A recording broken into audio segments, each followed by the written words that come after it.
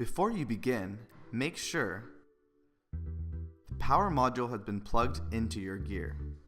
You have set the opened and closed positions for your shade using the Axis app or on-device controls.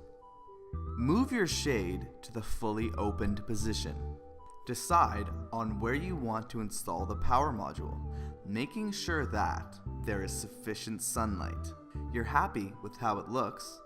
It will not interrupt the opening and closing of your shade.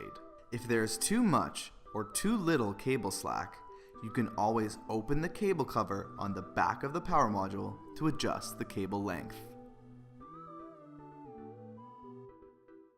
Clean the area where you want to install the power module, making sure there is no dirt or moisture.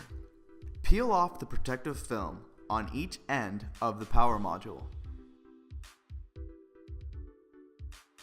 Place the power module against your window, applying pressure on both ends. Finally, use a hammer and the provided cable management clips to tidy up the look.